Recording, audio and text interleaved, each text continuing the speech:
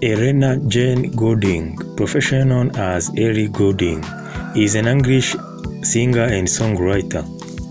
She was born on 30th of December in 1986. Today she is celebrating her birthday of 37 years. He was born in Hereford and raised in Lyonshall.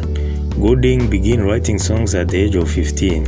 She released her debut single Under the Sheets through Gold Records in 2009 and signed with Polydor Records that same year, releasing her debut extended play, An Introduction to Ellie Goulding.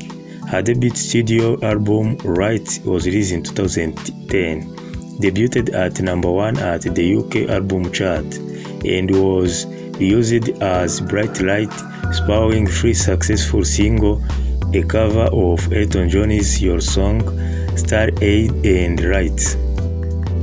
Goulding's second studio album, Hereford, released in 2012, was preceded by its lead single, Anything Could Happen, and repackaged edition titled Hereford Days in 2013. Produced the single Burn, which became her first number 1 single in the UK. She then collaborated with DJ Calvin Harris on 2 singles, I Need Your Love and Outside.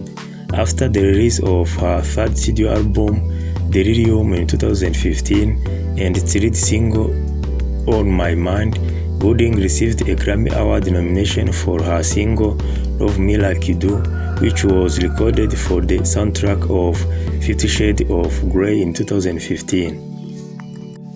Her fourth studio album, Brighter Blue, released in 2020, became the third album to top the UK album chart, and her fourth consecutive album certified by the RAAA. It swapped several singles, including the hits Close Me, Hate Me, 16. She reunited with Harris on the single Miracle, which spent 8 consecutive weeks at number 1 on the UK single chart in 2023. Goulding's fifth studio album, Higher Than Heaven, released in 2023, debuted at number 1 in the UK.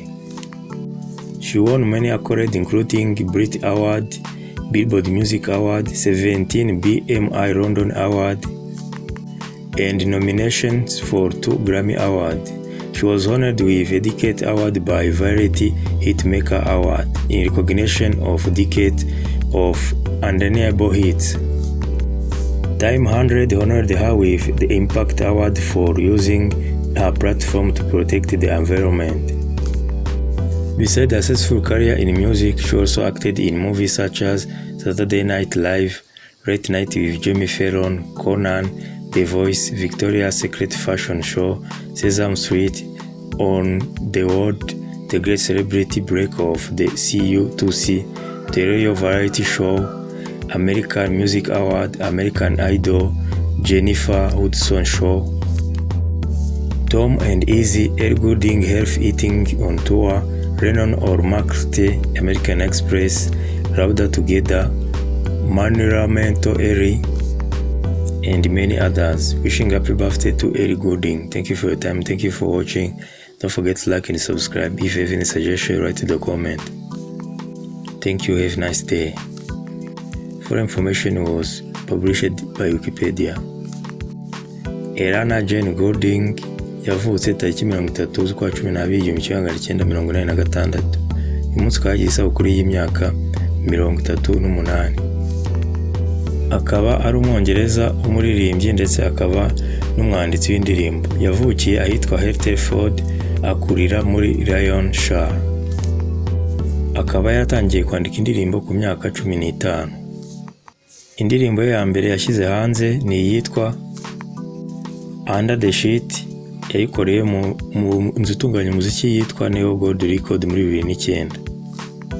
Mu uwo mwaka kandi yasinyanye n'inzu itunganya umuziki yitwa Polydor Records, imufasha gushyira hanze EPA cyangwa Extended Play yitwa An Introduction to Ellie Goulding.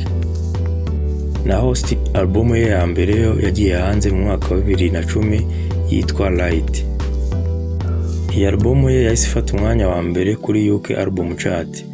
yari irimo indirimbo zakunzwe nyinshi harimo nka Your Song, Right, yakoranye na Elton John ndetse na Starry Eyed. Mu mwaka wa 2012 yashyize album ye ya kabiri hanze yitwa Hereford.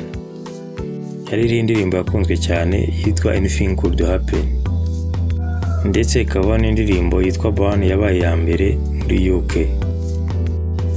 Kuva mu mwaka wa 2016 kugera mu mwaka wa 2020, Goulding yahagaritse umuziki kubera ibibazo yari afite byo mu mutwe kubera itangazamakuru yasaga nk'irimwinjirira mu buzima bwe bwite.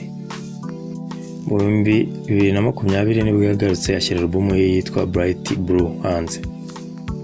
Wakoze kubana nanjye, nawe usabwa like na subscribe, igitekerezo cyangwa inyunganizi wanyandike muri comment. Wakoze, ugira ibihe byiza.